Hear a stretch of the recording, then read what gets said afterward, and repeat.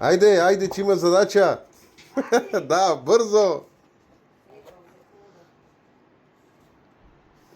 Каква задача имам?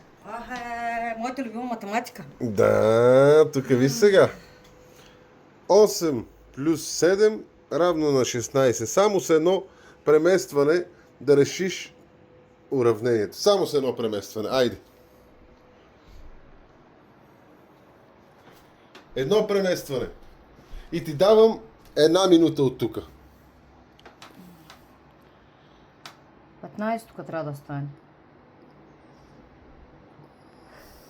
Как да стане 5?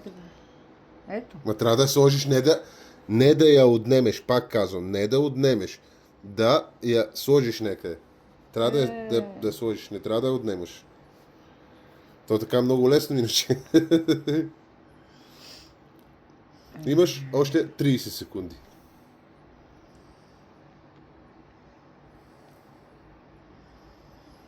Осем минус 7 равно на 8.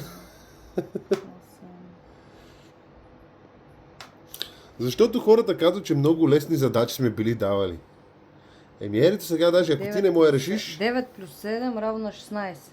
а къде ще сложиш тая клечка? И никъде ще се държа. Ще я държиш? Не знам. Хората, сега, защото казват, че са много лесни задачите. Нека сега те да я решат. Айде напишете в коментара, щом са лесни. Айде Аз по да. математика не съм добра. Айде, чао.